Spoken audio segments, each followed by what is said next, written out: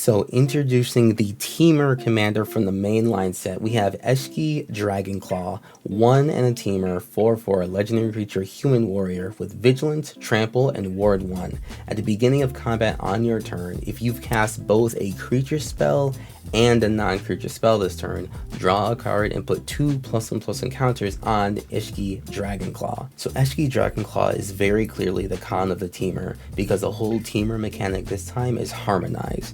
You have a non-creature spell that you can cast from the graveyard, much like Flashback, but you can reduce the cost by tapping a creature, and you reduce it by the creature's power, right? So it makes sense that she's asking you to play a non-creature spell, and then also a creature in the same turn, on her turn only and at the beginning of combat. So we're not focused on being able to cast spells on your opponent's turn like we are for other commanders. We just want to make sure we do it on our turn before combat. But we can always assure that we have multiple combats. So when we think of Eshki Dragonclaw, we're thinking of similar commanders. Riku of 2 Reflections is pretty similar, because if you're trying to use every piece of the buffalo that is Riku of 2 Reflections, you want to cast creature spells and non-creature spells. Adeliz the Cinderwind is a spell-based deck, but needs wizards on the battlefield in order to actually win the game.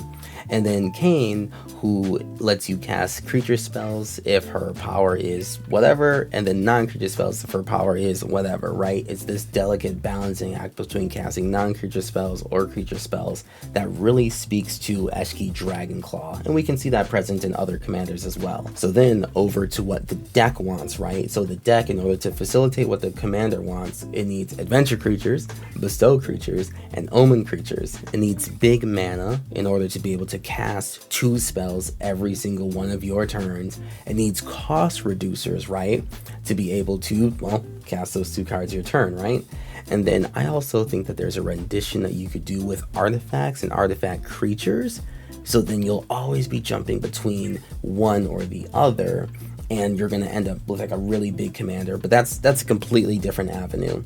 And then lastly, Rattlesnake cards, right? Cards that you play early on that eventually activate abilities later, right? So people won't attack you if you have a card that says, hey, I'm gonna bounce you if you attack me, right? You can play those cards early, get your commander even stronger, and focus on your other game plan, but you still have these cards in reserve. So now we move on to actually looking at the deck, right? So with Eshki Dragonclaw, we see we can go a couple different ways, right? Like, she wants +1/+1 counters, so we have any +1/+1 counter synergy you want, you can throw in there. That's not really the goal, right? The goal is to trigger the ability, but if you want to get extra counters, hardened scales and all that cool stuff, right? But when we're looking at adventure cards, we have Beanstalk Giant, right? That's going to be our non-creature spell for the turn, early game, and then play a Mana Dork as the creature part, right? We have Adventure Typal over here with good cards like that, Bone Crusher Giant, Embereth Shieldbreaker, etc., right?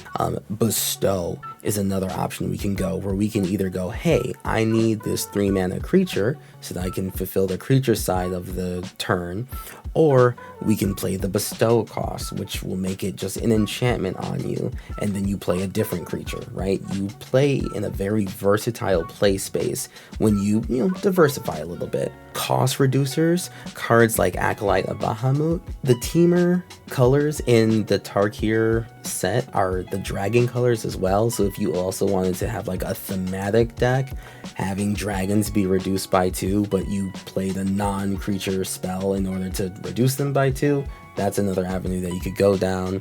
Cards like Animar are going to make creatures cheaper over time. Artist Talent just says all non-creature spells you cast cost 1 less. My favorite ones personally are Goblin and Necromancer. That's just making everything cost less, right? And then Shadow in the Warp, a non-creature spell that says the first creature you cast each turn costs 2 less. And let's not forget the most busted Temur card that we've ever seen, Temur Battle Crier, which just says for every creature power 4 or greater that you control, all your spells just cost 1 additional less.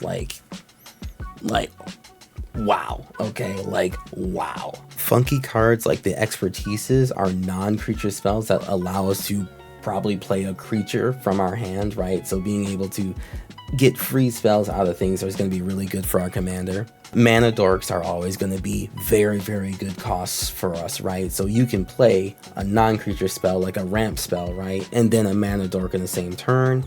Next turn, that sets up for even more mana ability, but also we fulfill the conditions of our commander. So low cost mana dorks are always going to be really good, and then low cost mana rocks are also going to be very good, like Mox Amber even, Sol Ring, etc. Omen is the new mechanic for dragons during Tarkir Dragonstorm. It's very much like Adventures, but instead of putting the card in exile, when you do the adventure half, you actually just shuffle the entire card back into the deck so you can draw it later, and then maybe by then you can actually cast the creature side, which is far more expensive. And then personal favorites like Grinning Ignis, which is something that allows you to play the creature, bounce it back to your hand, get additional mana that you can then spend on a non-creature spell, right?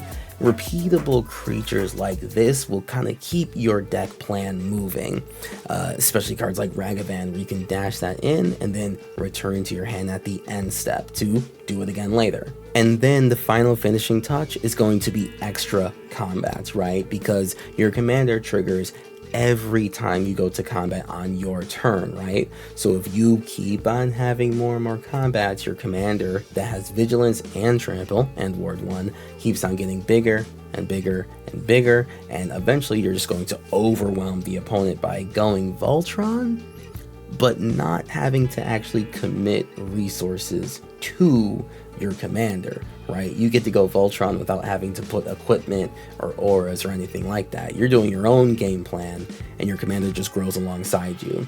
And I think that's probably like the most versatile way to look at any teamer commander. The teamer commander is leading your deck without having to be like the thing that you divert all of your attention to. And hey, with that, Eshki Dragonclaw is going to end up being a super, super fine addition to the teamer roster, whether she's in the 99 or just leading your deck in the first place. So if you're excited for Eshki Dragonclaw, be sure to check out CoolStuffInc.com, use code Kuro for 5% off. It helps support the channel, and make sure that you get all of these juicy cards as soon as it releases.